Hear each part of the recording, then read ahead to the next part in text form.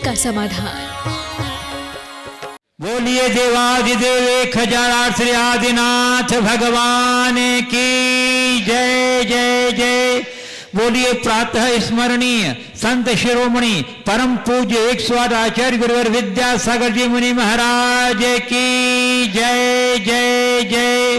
बोलिए गुणायतन प्रणेता संकट समाधान प्रवर्तक भावना योग प्रवर्तक प्रखर वक्ता परम पूज्य 108 मुनिवर श्री प्रमाण सागर जी मुनि महाराज की जय जय जय। बोलिए परम पूज्य 108 मुनिवर श्री विराट सागर जी मुनि महाराज की जय जय जय। उपस्थित धर्म श्रद्धालु सज्जनों, माताओं एवं बहनों, मध्य प्रदेश के बड़वानी जिला अंतर्गत प्रकृति के सुरम्य वातावरण के मध्य अवस्थित बावनगजा चूड़गिरी स्थित क्षेत्र के पावन परिसर में आयोजित आज के इस शंका समाधान के कार्यक्रम में उपस्थित श्रद्धालुजन देश और विदेश के विभिन्न स्थानों से पधारे यहाँ उपस्थित श्रद्धालुजन तथा उन सभी दर्शकों और श्रोताओं का जो आज यहाँ आयोजित शंका समाधान के कार्यक्रम का सीधा प्रसारण घर बैठे पारस चैनल, जिनवाणी चैनल, प्रामाणिक ऐप के माध्यम से देख रहे हैं, आनंद ले रहे हैं। मैं उन सबों का बावनगजा चूड़गिरी स्थित क्षेत्र ट्रस्ट कमेटी एवं चातुर्मास धर्म प्रभावना समिति की ओर से हार्दिक हार्दिक अभिनंदन करता हूं। मैं आपको लिए चलूं शंका समाधान की ओर। इसके पूर्व हम लोग गुरुदेव के सामूहिक आशीर्वाद से अपने आप को अभिषिक्त करेंगे, इसलिए बोलिएगा मेरे साथ, नमोस्तु गुरुदेव, नमोस्तु गुरुदेव, नमोस्तु गुरुदेव। बोलिए परम श्री प्रमाण सागर जी महाराज की। और मैं जिज्ञासुओं को आमंत्रित करूं इसके पूर्व बंधु आज हमारे बीच विशिष्ट अतिथि के रूप में गुणायतन ट्रस्टी श्रीमती शशि जैन, धर्मपत्नी स्वर्गीय श्री हेमचंद जी जैन, अजय जी, आशीष जैन, ये बरेली रायसेन से यहाँ पधारे हुए हैं। हाँ, बड़कुल भवन जैन मंदिर के पास बरेली रायसेन से पधारे हैं। मैं उन्हें आमंत्रित कर रहा हूँ वो कि पधारें और गुरुवर से आशीर्वाद ग्रहण करें वहीं से। और उनके सम्मान के लिए मैं गुणायतन के ट्रस्टी ज्ञानेन जी जोधपुर और श्रीमती ममता जी जोधपुर जो चेयरमैन है हमारे मरुधर ग्रामीण बैंक जोधपुर के, वो उनका सम्मान करेंगे। और उस सम्मान में और उसके साथ में पवन जी दोषी भी अपनी सहभागिता देंगे जो अध्यक्ष हैं हमारे बावनगजा चूड़गिरी क्षेत्र के। और श्रीमती मंजू दोषी भी उसमें साथ देंगे बंधु। और आप अपनी करतल ध्वनि का अवदान दे करके इस सम्मान के गरिमा को बढ़ाइएगा। यहाँ की क्षेत्र कमेटी प्रतिदिन अपने ऐसे विशिष्ट अतिथियों को पाकर अपने आप को बहुत गर्वान्वित महसूस करती है। आप अपनी तालियां बजाते रहिए। और से बंधु पूज्य गुरुदेव की पावन प्रेरणा से जीव दया के लिए आज भी हमारे पास एक स्वीकृति आई है। श्रीमती त्रिशला जैन, अनिल जैन, अजित जैन, अंजू जैन, बबली जैन, जेगाधरी हरियाणा, इन्होंने 25,000 रुपए की राशि देवोदय महासंघ के लिए दी है। जोरदार करतल ध्वनि से अभिनंदन कर दीजिए। चलिए। और बंधुओं, मैं जिज्ञासुओं को आमंत्रित करूं उसके पूर्व पूज्य गुरुदेव की अनुमति से मैं कुछ ऑनलाइन जो जिज्ञासाएं हैं उनको प्रस्तुत करना चाहता हूं। गुरुदेव, इस श्री सुरेश जी पांड्या झुमरी तिलैया कोडरमा से पूछ रहे हैं गुरुदेव कि जैन धर्म में प्रभावना अंग का अलग ही महत्व है, लेकिन देखा गया है कि कुछ प्रतिष्ठित लोग अपनी महत्वाकांक्षी और निजी स्वार्थ के लिए धर्म की प्रभावना के नाम पर भूगर्भ में नए जमाने की मूर्तियां दबाकर रातों रात झूठे प्रचार प्रसार द्वारा उन्हें चमत्कार बताकर जमीन से निकालकर प्राचीन बताकर धन इकट्ठा कर निजी शोहरत के लिए नए नए मंदिर में उस धन को लगाना, क्या इससे धर्म की प्रभावना सही मायने में होगी या सिर्फ इसे ढकोसला ही कहा जाएगा? क्या वैसे सन्यासी या श्रावक को जो ऐसा करते हैं उन्हें पुण्य की प्राप्ति होगी?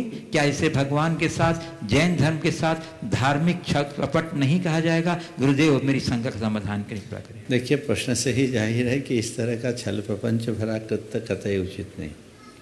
हालांकि मेरी जानकारी में ऐसा होता नहीं है। भूगर्भ में मूर्तियां निकलती कैसे हैं? या तो कभी कोई मंदिर धराशायी हुआ हो और वो काल के गर्भ में समा जाए, अचानक किसी निमित्त से निकलती। कई बार ऐसा भी हुआ है कि आतताई आक्रमणकारियों से बचाने के लिए मूर्तियों के ज़मीन के अंदर रख दिया गया। हमने दीवारों में चिनी हुई मूर्तियाँ भी देखी, लेकिन ऐसी मूर्तियाँ जो सैकड़ों वर्षों से अंदर हो, वो मूर्ति ही खुद बोल देती कि मैं कितनी पुरानी हूँ, और ऐसे निकलती है, अनेक जगह निकलती है। पर यदि जैसा सवाल में कहा गया है कि इस तरीके से किया गया है, तो ये तो एक साधारण सा बच्चा भी बता देगा कि गलत है, उसमें मुझे कहने की क्या ज़रूरत। ये महान पाप का कार्य है। धर्म प्रभावना का हमें सही तरीका अपनाना चाहिए। मुझे जानकारी नहीं है सवाल कहाँ से आया है, लेकिन यदि कहीं भी ऐसा हुआ है तो सरासर गलत है, ये पाप का कार्य है। धर्म को हमें ठीक तरीके से समझकर उसे ठीक तरीके से ही प्रस्तुत करना चाहिए। ऐसी बातें यदि होती है और वो उजागर होती है तो हमारी भावी पीढ़ी धर्म से विमुख हो सकती है, इससे बड़ी अप्रभावना होगी। तो प्रभावना करें, पर प्रभावना के नाम पर अगर हम कोई प्रपंच रखेंगे तो कोई हो, चाहे मेरे जैसा साधु हो या श्रावक, ये प्रपंच तो सबको उलझा ही देने वाला है। जीवन में कभी ऐसा कृत्य नहीं करना चाहिए। लोक में जैसे प्रामाणिकता को महत्व दिया जाता है, धर्म क्षेत्र में भी हमें प्रामाणिकता की कसौटी पर खरे उतरना चाहिए। यदि हम इस तरह के हल्के प्रयोग करते हैं तो ये अच्छी बात नहीं मानी जाती। मुझे नहीं मालूम प्रश्नकार ने किस संदर्भ में सवाल किया है, लेकिन मैं इसे सब तरफ से कहता हूँ कि कहीं ऐसा होता नहीं है, और हुआ है तो होना नहीं चाहिए। पूज्य गुरुदेव, पूर्व सांसद श्री जे.के. जैन साहब दिल्ली ये पूछ रहे हैं कि गुरुदेव, आज खुले आम श्री जी की अवमानना हो रही है। शांति धारा करते समय कलश श्री जी पर ढोरे जाते हैं और देखते हैं टीवी कैमरे की ओर। महाराज श्री, ये कैसी पूजा है, कैसी भक्ति है? कृपया आप इस पर प्रकाश डालने की महत्वता करें। ये कैमरे का अच्छा है। जब कैमरा सामने आ जाता है तो हमारा संस्कार अपने आप उधर मोड़ लेता है, लेकिन ऐसा नहीं होना चाहिए। शांति धारा इतना पवित्र अनुष्ठान है, उस समय आप पूरे प्राणों से एकाग्र हो, आपका चित्त उस धारा में लगना चाहिए, तब शांति घटित होगी। कैमरे में होंगे तो बस कुछ लोग आपको देख सकेंगे और कुछ नहीं, पर जिस शांति के लिए आपने धारा की है वो शांति आपसे दूर हो जाएगी। प्रसारण तो केवल इस प्रयोजन से किया जाता है कि घर बैठे लोग उसकी अनुमोदना कर ले और लाभान्वित हो जाए। अरे भाई, आप अपना प्रसारण कराना चाह रहे हैं कि लोगों को शांति धारा या किसी धार्मिक कार्य के पुण्य से लाभान्वित करना चाह रहे हैं? अगर अपने प्रसारण का प्रयोजन है तो ये बहुत घटिया है।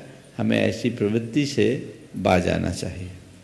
पूज्य गुरुदेव, पीजी मेघात जो अपने आप को कह रहे हैं कि मैं जैन तो नहीं हूँ, परंतु मैं पिछले 5 साल से आपका संग का समाधान सुनता हूँ, भावना योग भी करता हूँ। आप कहते हैं कर्मों का फल हमेशा मिलता है। गुरुदेव, मेरे ऑफिस में कुछ लोगों ने मेरे साथ गलत कर नुकसान पहुँचाया। वे सभी हंस रहे हैं, खेल रहे हैं, मुझसे सब्र नहीं होता। गुरुदेव, मैं क्या करूँ? देखिए, किसी ने नुकसान पहुंचाया, सच्चे अर्थों में देखा जाए तो ये हमारे आरोप की भाषा है। मुझे नुकसान पहुंचाने वाला इस धरती पर कोई पैदा ही नहीं हुआ।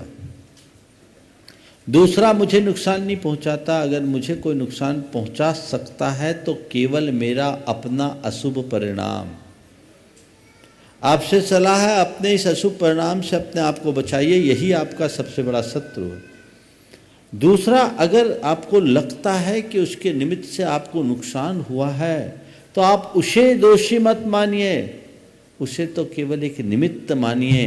अंतरंग में आपके कर्म का उदय था, उस कर्म को उभारने में वो निमित्त बन गया।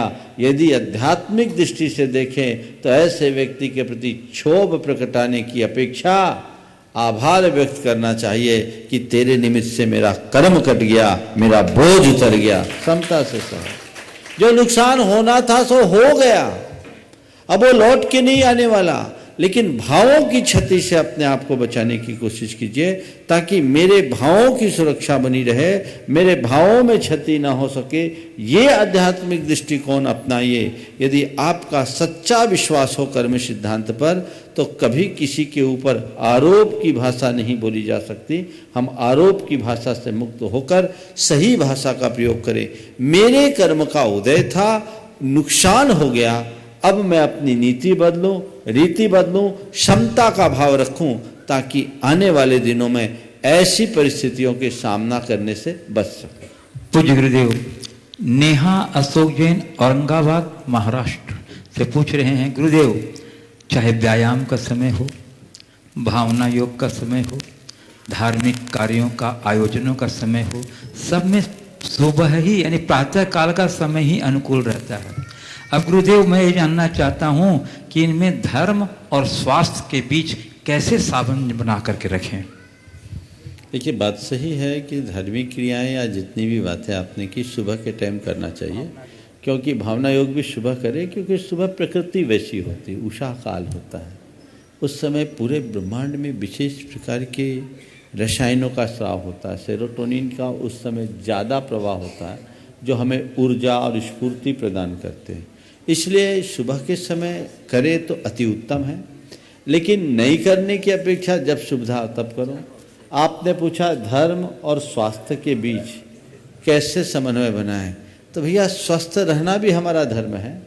मैं एक सज्जन थे जो बोले कि महाराज मुझे डॉक्टरों ने सुबह मॉर्निंग वॉक करना मस्ट कहा है, और मैं योग प्राणायाम भी करता हूँ, क्योंकि उसके बिना मैं फिट नहीं रह सकता। मुझे डायबिटीज़ थी, अब वो कंट्रोल है। ब्लड प्रेशर भी मेरा अनियमित था, अब वो ठीक है। तो महाराज मैं अपने प्रिकॉशन को रखने के लिए मैं करता हूँ, घूमने जाता हूँ, इसलिए कलश नहीं कर पाता, भगवान की पूजा करने की इच्छा होती वो भी नहीं कर पाता, मैं क्या करूँ। मैंने कहा कुछ नहीं करो, थोड़ा तरीका बदल लो, घूमो भी और धर्म भी कर लो। बोला महाराज कैसे? एक काम करो, जितनी देर मॉर्निंग वॉक करो मौन होकर करो, और जब तक मॉर्निंग वॉक कितनी देर करते हो? बोला महाराज 50 मिनट करता हूँ। बोले 50 मिनट मौन रखो, नीचे देख करके चलो और नमोकार जपते चलो, तुम्हारा धर्म ध्यान हो गया। कहाँ बाधा है? स्वास्थ्य भी सुलझ गया और धर्म भी हो गया। तो करो, जिस तरीके से कर सको वैसा करने का प्रयास करो, और थोड़ी सी दिनचर्या में परिवर्तन कर दो। आधा घंटा पहले सो जाओ, आधा घंटा पहले उठ जाओ, सब मैनेज हो जाए। अब रत जगा करोगे 12 बजे के बाद सोओगे तो जिंदगी के 12 तो बजनी है, कौन रोक सकता है। दिनचर्या ठीक रखिए। चलिए, स्थानीय जिज्ञासु अजय जैन बरेली, और उसके बाद तैयार रहेंगे सौरभ जैन भिंड। श्री अजय जी जैन बरेली जो हमारे गुणायतन गुरुदेव के चरणों में पूरे परिवार का, पूरी सकल जगह जैन समाज बरेली का सब एक साथ हो जाओ। हाँ बोलो। गुरुदेव, आज प्रसंग आया था मिथ्यात्व का। हमें आ रहा है अनादिकाल से संसार भ्रमण का कारण मिथ्यात्व है। आज जिस तरीके से मिथ्यात्व का प्रचार प्रसार हो रहा है, उससे ऐसा प्रतीत हो रहा है कि सम्यक का प्रचार उसकी तुलना में कुछ कम हो रहा है। किस तरीके से हम सम्यक का प्रचार प्रसार कर सकें जिससे अपने साधारण बंधुओं को भवभ्रमण से बचा सकें? बहुत अच्छा भाव आपने प्रकट किया। मिथ्यात्व का प्रचार तेजी से हो रहा है, सम्यक का प्रचार कम हो रहा है। हम सम्यक का प्रचार किस तरह से करें जिससे लोग मिथ्यात्व के अंधकार से बच सकें? देखिए, प्रकाश फैलाने का काम करें।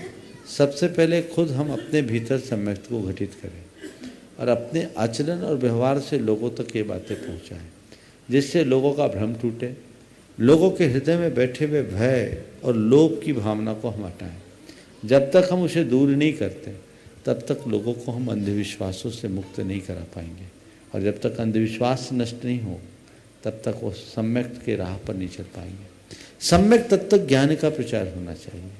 कर्म कांडों के में उलझने की जगह कर्म सिद्धांत के श्रद्धानी बनो, और सही तत्व ज्ञान लोगों तक पहुंचाओ।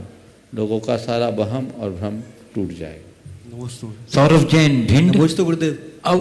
और उसके बाद तैयार रहेंगे राकेश प्रेमचंद साहू जी औरंगाबाद महाराष्ट्र। नमस्ते गुरुदेव। मेरा प्रश्न है भगवान कि घर में यदि कुदेवों को पूजा जाता हो और मुझे नहीं पूजना है तो मैं कैसे बचूं? जितनी बातें घर में होती सब काम तुम करते हो क्या? नहीं करता हूँ लेकिन। मेरी बात का उत्तर दो। नहीं। बहुत सारे ऐसे काम होते होंगे जो घर के लोग करते होंगे, तुम नहीं करते होगे। हाँ। तो उससे बच जाते हो कि नहीं बचते हो? तो उस समय सवाल क्यों नहीं पूछते कि जो काम घर में हो रहा है मैं नहीं कर रहा हूँ, कैसे बचूं? जो नहीं करना है उसे नहीं करना है। लोगों से बोलो अपनी अपनी आस्था है, मेरी इसमें आस्था नहीं है इसलिए मैं ये नहीं कर सकता। और जो भी कुल देवता आदि के रूप में मान्यताएं हैं, अगर किसी के घर में वर्षों से होता आ रहा है, डरे नहीं।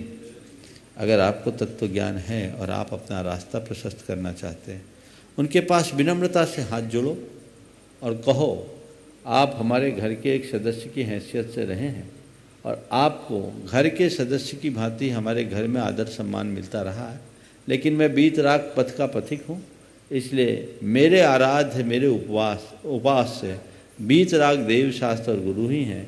मैं अब उनका अनुयायी हो गया हूँ, उनका श्रद्धालु हूँ, उनकी पूजा अर्चा करूँगा। इसलिए आपसे निवेदन है कि हमारे हित चिंतक बनकर हमारा सहयोग करे और हमारे इस कृत्य का बुरा न माने और हाथ जोड़ करके निकल जाओ। आपके जीवन में कभी कोई कठिनाई नहीं है। नमस्ते। श्री राकेश प्रेमचंद साहू जी औरंगाबाद, और उसके बाद तैयार रहेंगी सौभाग्यकांक्षी मीना किरण साहू जी औरंगाबाद। कहाँ है साहू जी? राकेश प्रेमचंद साहू जी नहीं है?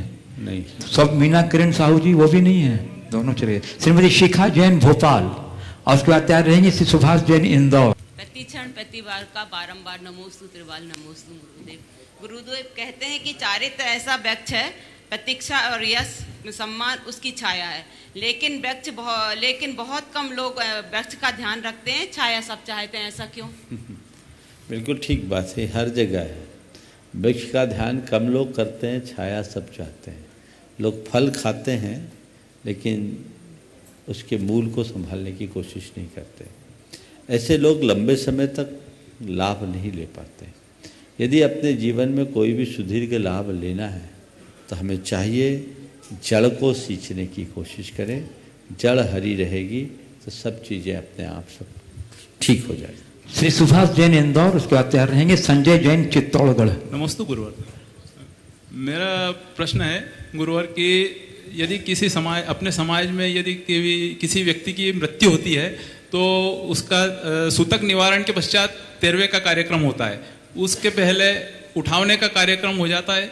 इसका क्या महत्व है? और ये उठावना और जो 13वें का कार्यक्रम ये रूढ़िवादी है या धार्मिक क्रिया है? देखिए, देखा जाए तो इसका धर्म से सीधा संबंध नहीं है, एक सामाजिक व्यवस्था है। किसी की मृत्यु के उपरांत परिवार डिस्टर्ब हो जाता है, लोगों का उनके प्रति बड़ा स्नेह सद्भाव रहता है, तो कुछ दिनों तक लोगों का मन भी नहीं लगता। तो उसका मन लगे, वो नॉर्मल हो जाए, तो मानवीय भावना से हमारे यहाँ कुछ रीतियाँ बनाई गई। देखिए क्या है, किसी की मृत्यु के बाद आप उनके घर बैठने जाते हैं। क्यों जाते हैं? बैठने जाने का प्रयोजन क्या है? ये एक बड़ी सद्भावना है कि उनका घर शोकाकुल है, चलो थोड़ी देर हम बैठेंगे, उनसे कुछ अच्छी चर्चाएं करेंगे, उनके मन को हम जागृत करेंगे, बुझे हुए मन को जगाएंगे, उनका उत्साह भरेंगे, ताकि वो सामान्य जीवन के क्रम में आए। जो होना था सो हो गया। बैठने का प्रयोजन ये है। तो पहले क्या होता था? सहजीवन था, कौटुंबिक जीवन था, लोगों के साथ एक दूसरे का रिलेशन बड़ा प्रगाढ़ होता था और घर भी बड़े बड़े होते थे। अब किसी की मृत्यु हो गई, लोग एक दूसरे से अटैच इतने रहते थे कि उस व्यक्ति की छवि उनकी आंखों से जाती नहीं थी। तो हमारे यहाँ व्यवस्था बनाई गई कि ऐसे व्यक्ति को एक तो दाह संस्कार करके आया, तो दाह संस्कार एक पातक का कर्म है, तो इसलिए मंदिर न जाएं ताकि किसी भी प्रकार की नकारात्मकता वहाँ प्रवेश न करे। तीसरे दिन एक व्यवस्था बनी कि भैया ठीक है, एक दिन हो गया, दूसरे दिन छोड़कर तीसरे दिन प्रतिष्ठान आदि खोलो और अपनी सामान्य जिंदगी जीना शुरू करो। उस दिन शांति पाठ वगैरह करते, समाज के लोग इकट्ठे होते हैं और लोगों का एक उत्साह जगाते हैं, फिर भी लोग भारी मन से अपने प्रतिष्ठान खोलते थे। ये व्यवस्था थी। लेकिन हमारे यहाँ कहा गया 12 दिन तक का सूतक होता है। वैश्यों के यहाँ 12 दिन का सूतक है। तो 12 दिन का सूतक मरण का सूतक है। 12 दिन तक वह पूजन आदि करने का अधिकारी नहीं है और 13वें दिन पातदान और देव पूजन से उसका पातक नष्ट होता है। जी। तो 12 दिन तक क्यों पूजा पाठ से उसको दूर किया गया? क्योंकि तुम भगवान के चरणों में जाओगे और तुम्हारे सामने भगवान के आगे भी उस आदमी की छवि झूलेगी जी। तो ये भगवान की असाधना होगी। तो थोड़ा तुम नॉर्मल हो जाओ, 10-12 दिन बहुत होता है, तो 12 दिन का सूतक कर दिया। इस दरमियान लोग आते जाते बैठते उठते, कुछ स्वाध्याय, कुछ तत्व की बातें और बातें, सो आदमी अपने अंदर के शोक को कम करता। ये इसके पीछे जुड़ी हुई मानवीय भावना थी। तो 12 दिन तक लोग बैठक करते थे और 13वें दिन सब अंत होता था। 13वीं होती थी तो फिर चीज़ें खत्म हो जाती थी। अब लोगों की जिंदगी हो गई व्यस्त जी। अब बैठने जाना एक फॉर्मेलिटी रह गई है, अंदर की कोई भावना नहीं। कई लोग तो कहते हैं बैठने जाना पड़ा, है ना, आप चाहते नहीं हैं, आपको जाना पड़ता। आप क्या करें, रिश्ते हैं, सगे संबंधी हैं, जाना ही पड़ेगा। तो जब हम मूल भावनाओं को खोकर केवल किसी भी क्रिया का अंधानुकरण करते हैं तो वह एक प्रकार की रूढ़ी जैसी बन जाती है। अब फिर व्यवसाय बड़े बड़े हो गए। पहले 4 आदमी मिलकर एक धंधा करते थे, अब एक आदमी 4 धंधा करता है। अब लोगों के साथ भी आवागमन में दिक्कत, पहले तीसरे में आ जाए। पुराने ज़माने में तीसरे में रिश्तेदार कम आते थे, लोकल गांव के लोग होते थे, दुकान धंधा चलवाते थे, 12वें में ही सब आते थे या बीच में आते थे। अब भैया तुम रोज आओगे तो तुम्हें झेलेगा कौन? दुकान धंधा खोलना है, घर कहीं, अब दफ्तर कहीं, दुकान कहीं। तो एक काम करो, तीसरे दिन उठावना कर दो, तुम्हें जो शोक संवेदना प्रकट करनी कर लो, हमें तो न वेदना है न संवेदना, चला गया सो अच्छा। समझ गए? तो ये वास्तविकता है। तो वो भावनाएं धीरे धीरे खत्म हो गई और फॉर्मेलिटी हो गई। इसलिए आजकल कई जगह तीसरे दिन ही उठावना हो गया और इसने हमारे संबंधों को कमजोर किया है। कायदे से 12 दिन की जो हमारी प्रक्रिया वही होनी चाहिए, लेकिन मन में शोक नहीं है तो फिर जो करो सो तुम जानो, इसमें हम क्या कहें। संजय जैन चित्तौड़गढ़, उसके बाद क्या रहेंगे विपुल जैन बरेली। नमस्ते महाराज जी, नमस्ते महाराज जी, नमस्ते। मेरा ये बोलो। महाराज, हमारा देश 1000 वर्ष गुलाम रहा और वैसी परिस्थितियां और स्थितियां दोबारा उत्पन्न न हो, उसके लिए हमें क्या क्या ध्यान रखना चाहिए, और देश, धर्म और समाज, इनमें तीनों में सामंजस्य किस तरह रखना चाहिए? आपने इतना बड़ा प्रश्न किया है कि पूरा सत्र आपको समर्पित कर दूं तो भी शायद पूरा नहीं होगा, लेकिन ऐसा करने से औरों के साथ अन्याय हो जाएगा।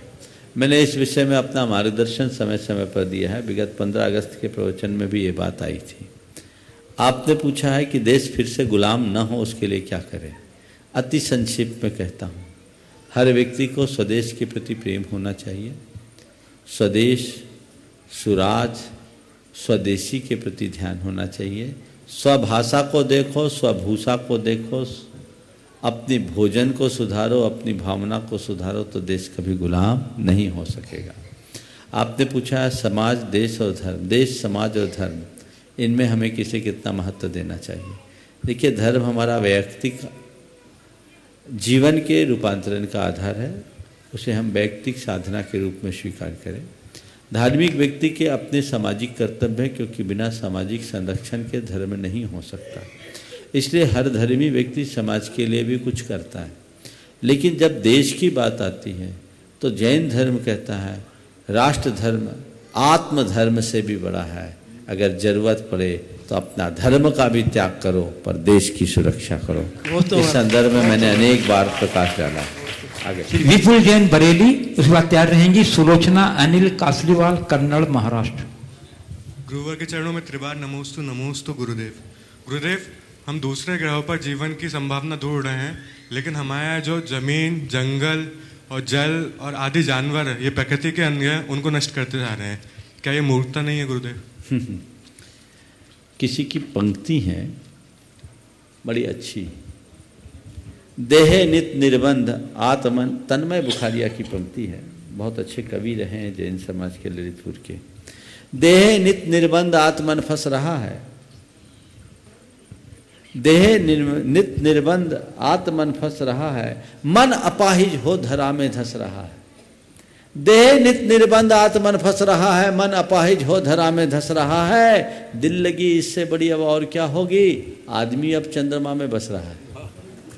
ये पंक्तियां आज से 40 वर्ष पहले उन्होंने लिखी। यह मनुष्य के सामने एक बहुत बड़ी चुनौती है। दूसरे ग्रहों में जीवन की संभावनाएं तलाशने वाले लोग अगर इस धरती के जीवन को सुधार ले तो हमें कहीं और झांकने की जरूरत ही न पड़ेगी। सुलोचना अनिल कासलीवाल कन्नड़, उसके बाद तैयार रहेंगे श्री विजय कुमार जी छाबड़ा रतलाम। गुरुवर के चरणों में मेरा कोटि कोटि नमन। मेरे कासलीवाल परिवार के चरणों से उनके तरफ से भी मेरा कोटि कोटि नमन। नमस्ते गुरुदेव, नमस्ते गुरुदेव। बोलो। धन साथ देगा पुण्य है जब तक, परिवार साथ देगा स्वार्थ है जब तक, शरीर साथ देगा आयु है तब तक। महाराज मेरा यह प्रश्न है कि धर्म कब तक साथ देगा? जब तक तुम्हारी श्रद्धा होगी धर्म भाव भाव में तुम्हें साथ देगा। सब छूट जाएंगे, धर्म कभी नहीं छूटेगा। नमस्ते गुरुदेव, नमस्ते गुरुदेव, नमस्ते। श्री विजय जी छाबड़ा, उक्ति है धर्मो रक्षति रक्षितान। UltraTech cement Manawar, president UltraTech cement Manawar Shri Vijay Chhabra. और उसके बाद तैयार रहेंगे श्री विमल कुमार जी जैन, इम्पैक्स ग्रुप कोलकाता। अपने मम्मी पापा के साथ सब परिवार खड़े हो जाए, सब परिवार। नमस्ते गुरुवर। हो जा। हाँ गुरुवर, मेरा प्रश्न यह है कि वीतराग शासन महान है, फिर भी इसके अनुयायी मुट्ठी भर हैं। ये पंचम काल का दोष है या श्रद्धा में कमी है? सम्राट चंद्रगुप्त के 16 सपनों में एक सपना था रत्न राशि धूल में और चंद्रमा में अनेक छिद्र। ये इस बात का प्रतीक था कि इस पंचम काल में अनेक फूट होंगे, मत मतांतर होंगे। और एक स्वप्न ऐसा भी था जिसमें बताया कि वीतरागता को छोड़कर लोग राख के उपासक बनेंगे। तो ये काल है, काल का प्रभाव है। जब काल खराब होता है तो सोच खराब होती है, काल अच्छा होता है तो मनुष्य की सोच अच्छी होती है। इसलिए हम काल को भी इसमें एक बड़े कारक के रूप में देख सकते हैं। नमस्ते। श्री विमल कुमारी जैन, इम्पैक्स ग्रुप कोलकाता। उसके बाद तैयार रहेंगे श्री ज्ञानेन जी जैन, जोधपुर, चेयरमैन ग्रामीण बैंक, मरधर ग्रामीण बैंक। आज विश्व में थोड़ा माइक ठीक से पकड़ लीजिए। आज विश्व में देश सभी औद्योगिक और आधुनिक तकनीक के माध्यम से विकास की दौड़ में सभी शामिल हैं। ऐसे में अपने पुराने उद्योग जैसे हाथकरघा उद्योग वगैरह हैं उन पर निर्भर करेंगे तो क्या वह आर्थिक स्तर पर प्रतिस्पर्धा के युग में हम पिछड़ नहीं जाएंगे? बहुत अच्छा सवाल आपने किया है।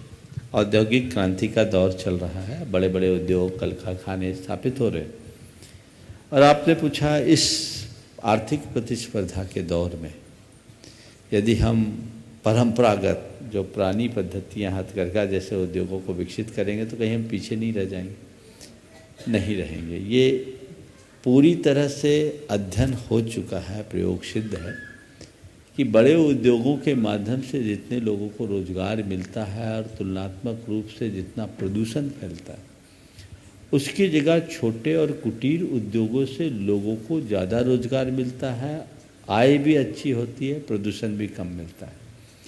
अगर हथकरघा जैसे कार्यक्रम को बढ़ाया जाए तो देश में बेरोजगारी खत्म हो जाएगी और हमारे देश की समृद्धि और आर्थिक तंत्र की मजबूती बढ़ेगी। इतिहास की बात आपको बताऊं, जब भारत विश्व गुरु कहलाता था उस समय भारत की अर्थव्यवस्था की रीढ़ केवल टेक्सटाइल इंडस्ट्री थी। यहाँ इतने ज़्यादा कपड़ों का निर्माण होता था, घर घर में हथकरघा लगे थे और बड़े उन्नत किस्म के कपड़े बनते थे। अंग्रेज़ों ने भारत को कुचलने के कुचक्र में एक काम किया कि हजारों बुनकरों के हाथ काटे। ये हमारे इतिहास का काला अध्याय है। ये भारत है जब भारत में ऐसा स्किल था कि 6वीं शताब्दी में जंग रहित लोहा बनता था। हम भारत के स्वर्णिम इतिहास को पलट करके देखें, तभी भारत सोने की चिड़िया कहलाता था। यदि हम आज फिर से उन सब बातों को प्रवर्तित करेंगे, छोटी छोटी लागत से लोग अपने थोड़े थोड़े कौशल का विकास करके बहुत कुछ पा सकते हैं। आज सरकार खुद स्किल डेवलपमेंट, कौशल विकास के क्षेत्र में काफ़ी काम कर रहे हैं। और जब तक हम भारत की आत्मा जो गाँव में बसती है उस ग्रामीण संस्कृति को सुरक्षित नहीं रखेंगे, भारत को भारत नहीं बना पाएंगे। तो भारत को भारत बनाना हमारी एक बहुत बड़ी जवाबदेही है। हालांकि सरकारें इस दिशा में बहुत कम सोच रही है। भारत बनाने की का मेक इन इंडिया की बातें आ रही है, ये अवधारणाएं ठीक नहीं है। हमें एक व्यापक सोच लेकर के चलना है और स्वदेशी को बढ़ावा देने की कोशिश करना है। श्री ज्ञानेन्द्र जी ममता जी जैन, चेयरमैन मर्धर ग्रामीण बैंक जोधपुर। नमस्ते गुरुदेव। महाराज जी, जिस तरह हमारे कुछ समय बीत जाने के बाद हमको अपने परिजनों की याद सताने लगती है, तो महाराज जी ये तो राग भाव हुआ। इसी तरह महाराज जी आपके चरणों में आना और मतलब झरने का पानी पीना, उसकी तीव्र लालसा होना, तो क्या महाराज जी ये भी राग की श्रेणी में आता है? राग तो राग, इसमें क्या बात है, राग ही है, इसमें कोई संशय नहीं। लेकिन सुनो, विधूत तम सह राग तपः श्रुत निबंधन सांध राग इवार कस्य जंतोरभ्युदयाय स। ये सवाल हमारे एक महान आचार्य हुए गुणभद्र, उनसे किसी ने कहा, तो उन्होंने कहा संत जनों का राग भी तुम्हें संसार से पार उठाएगा। राग है लेकिन दोनों में अंतर है। लालिमा होती है, पौ फटने के बाद पहले लाली होती है, फिर सूरज उगता है। वो लाली सुबह भी होती है और शाम को भी होती है। दोनों में अंतर है कि नहीं? विषयों का राग,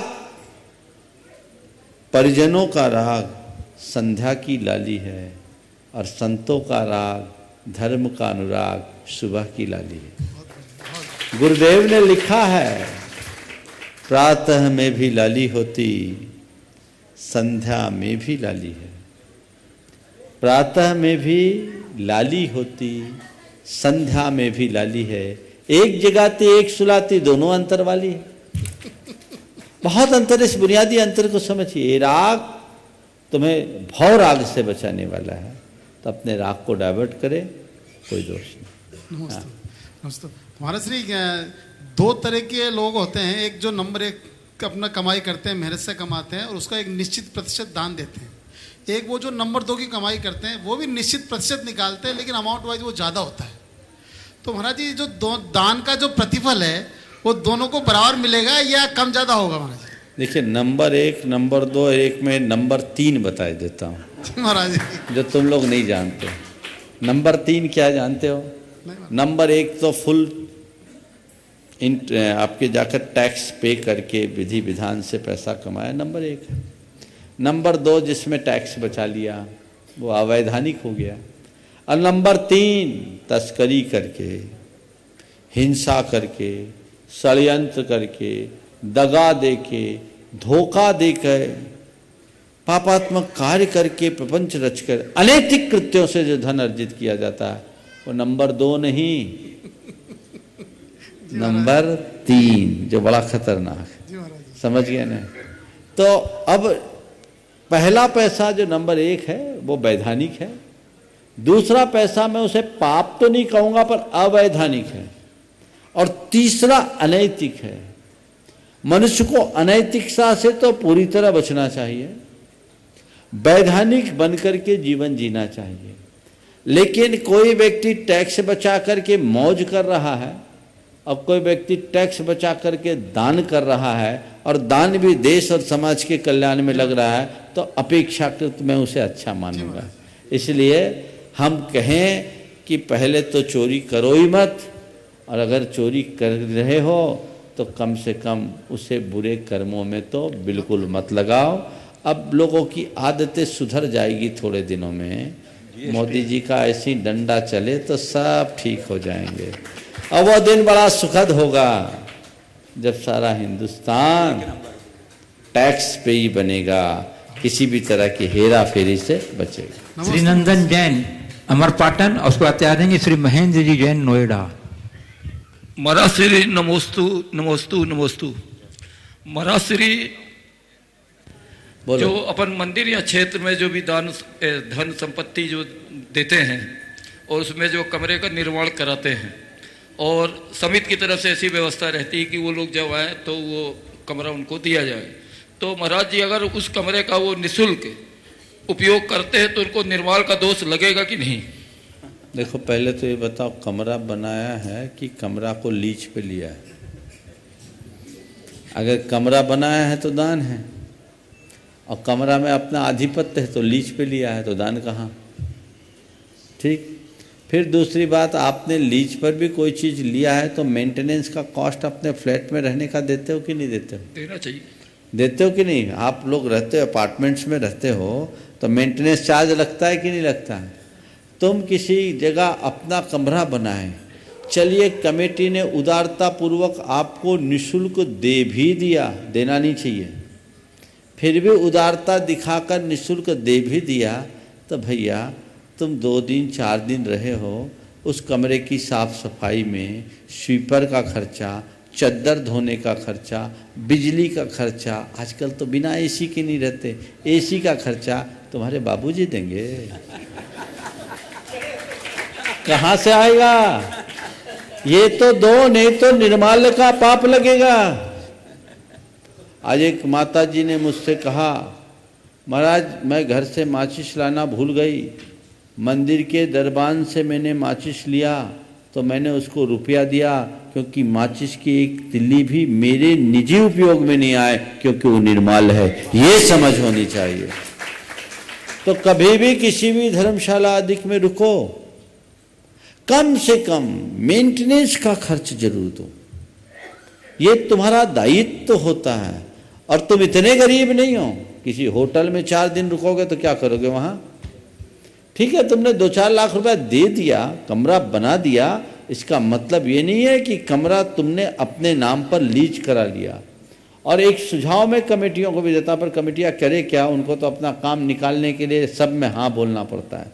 लेकिन कमेटियों को बोलना चाहिए, कमरा बना रहे हैं, आप आएंगे, हम आपको प्राथमिकता देंगे, पर साल में 15 दिन से ज़्यादा नहीं, और खुद आपके लिए, आपके रिकमेंडेशन पर हर किसी को नहीं। हमारे कोई आयोजन होंगे तो हम उस आयोजन में आप आएंगे तो स्वागत करेंगे, अगर और किसी को भेजेंगे तो हम अपने आयोजन के अकॉर्डिंग ही अलॉटमेंट देंगे। ये नियम बनाना चाहिए, और आजकल ऐसा नियम बनने लगा है और लोग भी इसको मानने लगे हैं, और ऐसा ही करना चाहिए। आपने दान दिया, आप चाहें कि ये समाज के हित में काम में आए, समाज सेवा का अंग बने, आपको उतनी ही उदारता दिखानी चाहिए।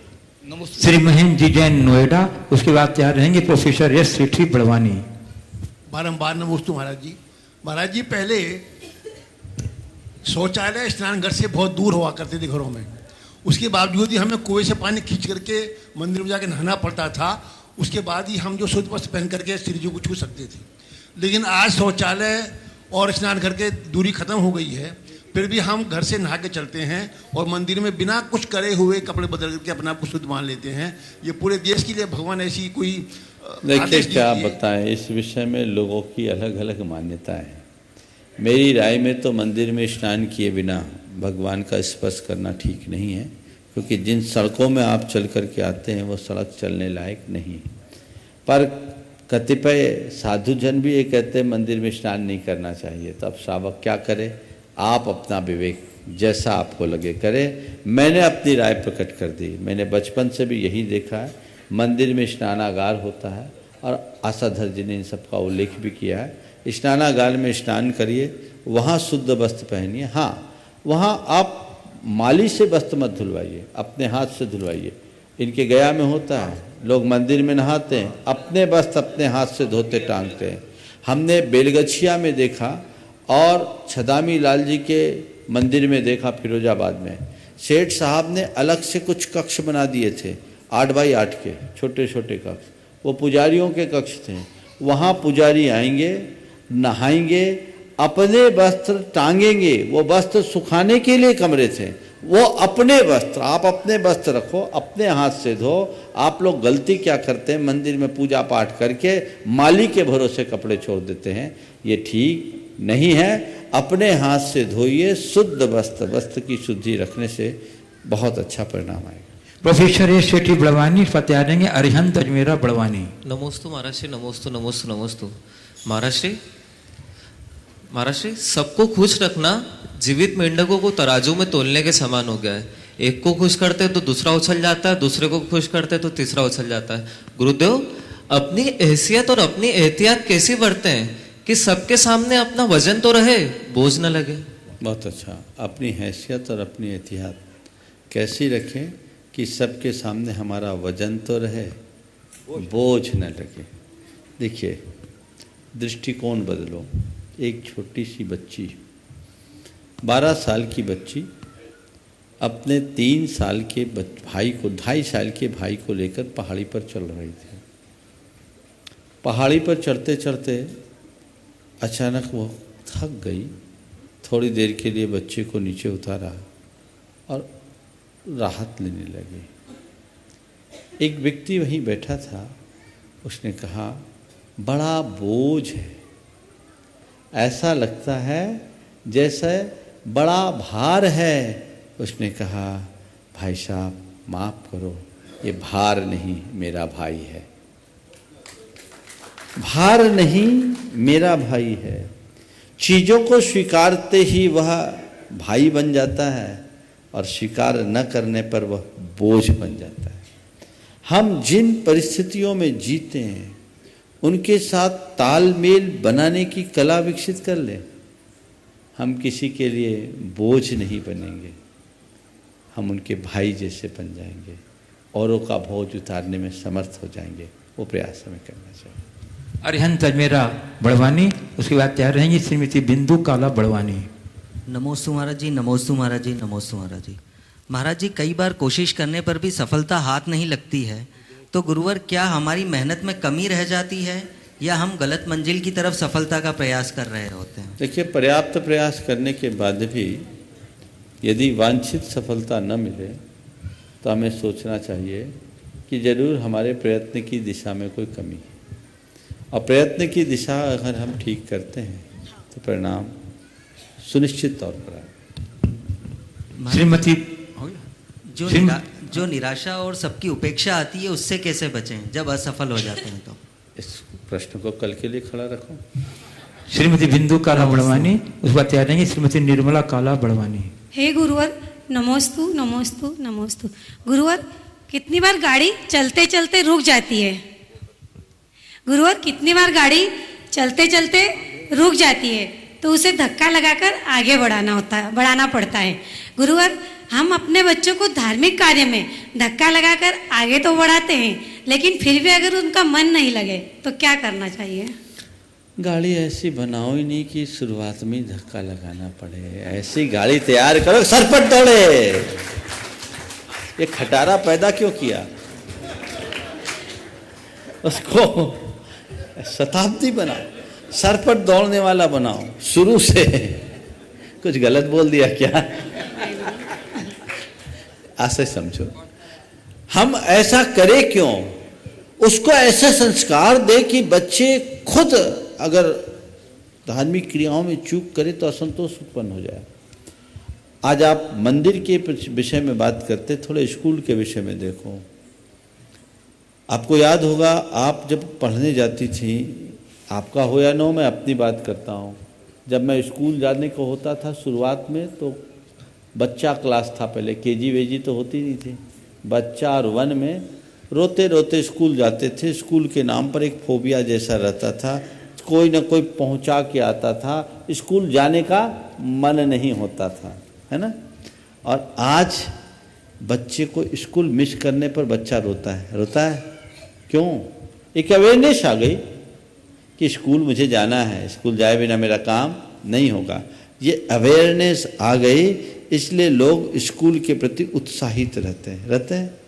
तो मैं आपसे केवल इतना कहता हूँ, जैसे आज बच्चे अपने पढ़ाई के प्रति जागरूक हुए हैं, वैसे ही यदि धर्म के प्रति जागरूक हो जाए, मंदिर आदि के प्रति जागरूक हो जाए, तो उन्हें धक्का मारने की ज़रूरत नहीं। गाड़ी अपने आप चलेगी, सरपट चलेगी, दौड़ेगी। मैं आपको बताऊं, एक बच्चा मेरे पास आया, उसकी माता पिता ने उसे शिमला हॉस्टल में भेज दिया। वो बच्चा रोते हुए मेरे पास आया, बोला महाराज पापा मम्मी को मना करो, मुझे शिमला नहीं जाना। मैंने पूछा क्यों? मुझे जिस हॉस्टल में भेज रहे हैं वहाँ वेज नॉन वेज बनता है और आलू प्याज भी बनता है, मेरे खाने की इच्छा नहीं, वहाँ जाने की इच्छा नहीं, मेरी कोई इच्छा नहीं, मैं यहीं अपना परफॉर्मेंस दूंगा। बच्चे के संस्कार प्रगाढ़ थे, मैंने माँ बाप को बुला के समझाया, बच्चे के कारण उनका निर्णय बदला, आज बच्चा ठीक हो गया। तो ऐसे बच्चे जो दौड़ते हैं, ऐसे बच्चे पैदा करो, ऐसे बच्चे पैदा मत करो कि धक्का लगाना पड़े।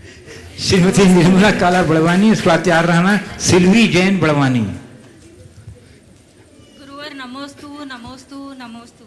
गुरुवर, इस संसार में रहते हुए हम अपने भीतर क्या घटित करें जिससे संसार की धूप में रहकर भी उसकी आंच से बचा जा सके? संसार में रहते हुए भी ऐसे अपने भीतर क्या घटित करे कि संसार की धूप में रहते हुए भी उसके आंच से बचा जा सके? कुछ मत करो, सही समझ का छत्ता अपने हाथ में ले लो। क्या बोला? सही समझ का छत्ता। अगर समझदारी का छत्ता तुम्हारे हाथ में होगा तो संसार की इस प्रचंड धूप में भी तुम उसकी आंच से बच सको। सिल्वी जैन बड़वानी, और उसके बाद तैयार रहना प्रबुद्ध जैन बड़वानी। बच्चे बहुत दिन से परेशान। बोलो बोलो बोलो। महाराज श्री के चरणों में त्रिबार नमोस्तु। मेरा प्रश्न यह है कि मंदिर जी में कोई प्रोग्राम हो या पाठशाला हो तो मंदिर जाने में अच्छा लगता है, पर मैं जानना चाहती हूँ कि जब मंदिर में कुछ प्रोग्राम नहीं हो तो हमें मंदिर क्यों जाना चाहिए, और जाते भी है तो सिर्फ भगवान जी को देख के क्या सोचना चाहिए? पहले तो एक बताऊंगा कि अब कोई भी मोबाइल को देख करके सवाल नहीं पूछेंगे। अब तुम्हें माफ़ कर रहे हैं। आगे से ध्यान रखना, जितने लोग भी सुन रहे, कागज़ में लिख के आओ और उससे अपना सवाल करो। ये याद है तो बिना देखे याद सवाल करो। तुमने पूछा है कि मंदिर में जब कार्यक्रम होते हैं तो जाने का मन होता है, कार्यक्रम नहीं होते तो जाने का मन नहीं होता। सवाल का भाव ये है कि जब कार्यक्रम नहीं है तो क्यों जाए। सबसे पहला सवाल मैं तुमसे पूछता हूँ, कार्यक्रम में जाते क्यों? प्राइज जीतने ना, पार्टिसिपेशन करने। तो तुम्हारा भगवान से अनुराग है ही नहीं, तुम्हारा अनुराग प्रोग्राम से है। जिसको केवल प्रोग्राम से अनुराग होगा वो कार्यक्रम में ही जाएगा, लेकिन मंदिर जाना ही जिसके जीवन का प्रोग्राम होगा उसका मंदिर जाना ही कार्यक्रम बन जाएगा। प्रोग्राम में मंदिर मत जाओ, अपने प्रोग्रामिंग में मंदिर को जोड़ो। मंदिर मुझे जाना है, क्यों जाना है? अपने मन को पवित्र बनाने के लिए, अपने मन को शांत करने के लिए, अपनी धार्मिक भावना को गाढ़ी बनाने के लिए, अपने संस्कारों को निर्मल बनाए रखने के लिए, जीवन की पवित्रता को जगाए रखने के लिए मंदिर जाओ। हाँ, मंदिर जाकर केवल सिर पटक कर मत आओ या भगवान को देख करके मत आओ। भगवान से प्रार्थना करो, हे प्रभु मुझे अच्छी बुद्धि मिले, हे प्रभु मैं अच्छा जीवन जी सकूं, हे प्रभु मुझ में पवित्रता आ सके, हे प्रभु मैं अपने जीवन के लक्ष्य को पा सकूं। ऐसी भावना और प्रार्थना के साथ यदि मंदिर जाओगे तो वह मिलेगा जो कहीं नहीं मिल सकता। प्रबुद्ध जैन बड़वानी, उसके बाद तैयार रहना लक्ष्य जैन बड़वानी। आज स्पेशल पैकेज है क्या? नमोस्तु महाराज जी, नमोस्तु महाराज जी, नमोस्तु पूरा महाराज जी। कुनबा। हाँ बोलो। मम्मी पीछे पढ़ती है, पढ़ाई करो, पर महाराज जी हमारा मन नहीं लगता, तो पढ़ाई में मन लगे ऐसा भावना योग में क्या बोले कि पढ़ाई में मन लगे? मम्मी पीछे पड़ती है पढ़ाई करने की, तुम्हारा मन नहीं लगता। तुम्हारा मन किस में लगता है पहले ये बता दो? मोबाइल देखने में? टीवी देखने में। देखो पढ़ाई करना जरूरी है कि नहीं? हाँ। मम्मी तुम्हारे पीछे पड़ती है तो तुम्हारे भले के लिए पड़ती कि बुरे के लिए? भले के लिए। तो भले के लिए जो कहे वो मानना चाहिए कि उसको टालना चाहिए? मानना चाहिए। तब मानोगे ना। आपने तुमने पूछा भावना योग में क्या करें? भावना योग जानते हो तुम? ये सवाल किसने दिया पहले तो ईमानदारी से बताओ। चाची ने। चाची ने दिया। भावना योग जानते हो? नहीं। तो फिर उत्तर क्या दूं तुम्हें? सवाल वो कराइए जिस सवाल में उसकी स्वाभाविकता हो। बेटा तुम खुद अपना सवाल बना के लाते तो कितना मज़ा आता ना। आगे से ध्यान रखना, अभी से बच्चों को नकल सिखा दोगे तो अपनी अकल कब प्रकट करेंगे। बच्चों को प्रोत्साहित करो, बेटे तुम खुद सवाल बनाओ, इनोवेट करो, अपना सवाल खुद खोजो, तो तुम समाधान भी ढूंढ पाओगे। मैं इस बच्चे के माध्यम से आप सबको लेसन दे रहा हूँ। हाँ, शंका समाधान में भी विमल जी कहते हैं, लोग कहते हैं हमको आप ही दे दो। गनीमत है मेरे पास नहीं आ पाते, नहीं तो मुझसे भी कह मरा सवाल भी दो और उत्तर भी दो। और मैं बताऊं, मेरे दिमाग में सवाल आता ही नहीं।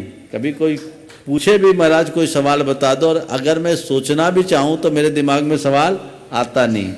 बस अपने सवाल करना चाहिए। भावना योग से सब चीजें आ सकती है, बशर्ते उसको जानो। लक्ष्य महाराज जी। लक्ष्य जैन बड़वानी, उसके बाद तैयार रहना निर्वाणी जैन बड़वानी। महाराज जी नमोस्तु नमोस्तु नमोस्तु। मेरा प्रश्न यह है कि हम सभी को मंदिर में किस प्रकार के वस्त्र पहनने चाहिए। मंदिर में जाओ तो छोटे वस्त्र नहीं पहनना चाहिए, अच्छे वस्त्र पहनना चाहिए, भड़कीले वस्त्र नहीं पहनना चाहिए, शॉर्ट्स नहीं पहनना चाहिए। चलो आगे। हाँ, निर्वाणी जैन बड़वानी, और उसके बाद तैयार रहेंगी श्रीमती राजेश्वरी गंगवाल, कोपरगांव, महाराष्ट्र। गुरुवर के चरणों में मेरा त्रिबार नमोस्तु।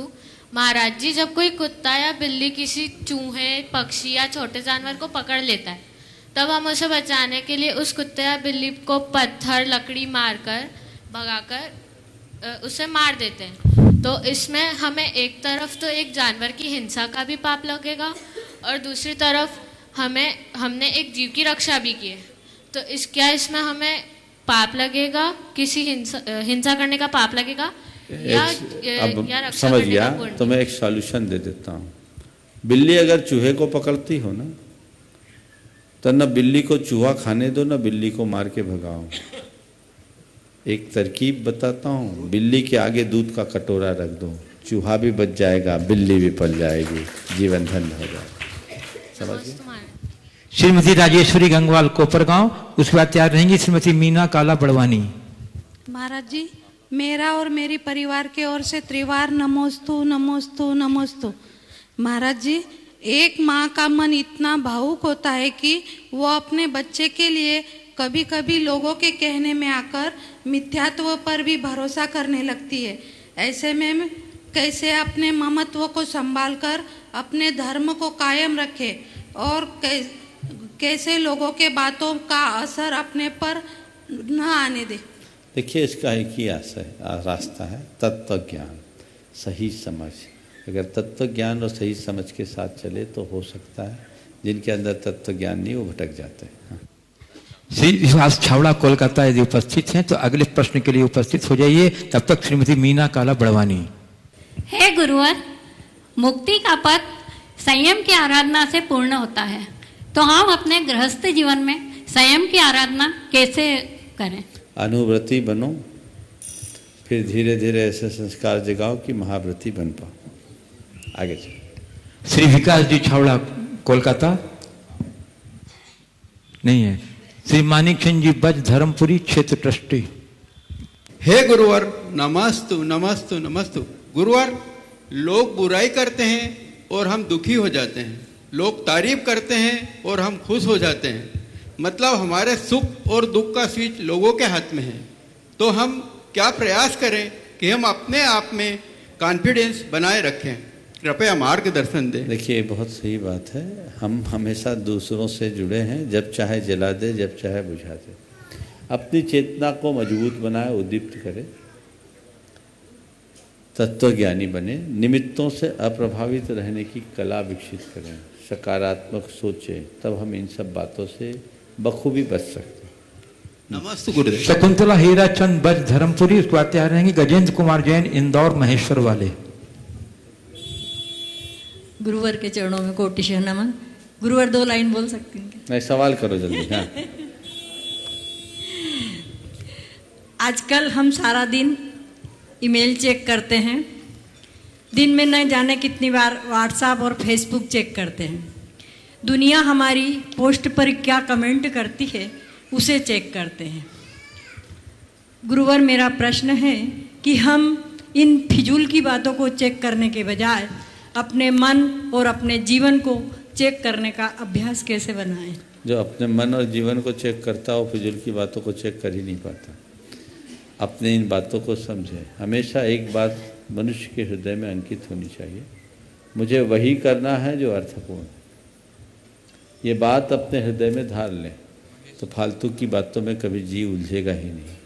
इन सारे संसाधनों का सदुपयोग करने में भलाई है, लेकिन यदि हम उनका सदुपयोग नहीं करते तो समय के बर्बादी के अतिरिक्त कुछ भी नहीं। श्री गजेंद्र कुमारी जैन, इंदौर महेश्वर वाले।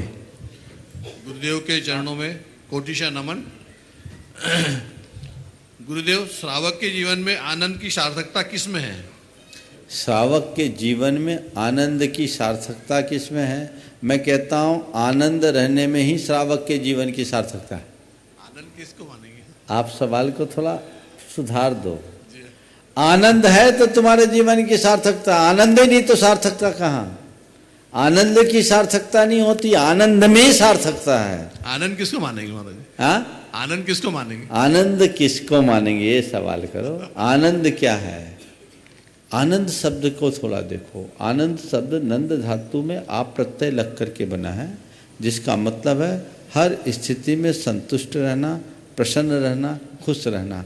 जो है जैसा उस स्थिति में सहज बने रहना ही आनंद है। और ऐसा आनंद यदि हमारे मन में बना रहा तो हम अपने जीवन को एक नई दिशा दे सकेंगे। इस प्रकार आज के इस सत्र को परम पूज्य गुरुदेव के चरणों में नमन अर्पित करते हुए मैं यहाँ विराम दूंगा। शेष समय में आगे की सूचनाएं।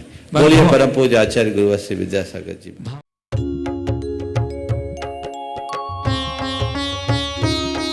शंका समाधान।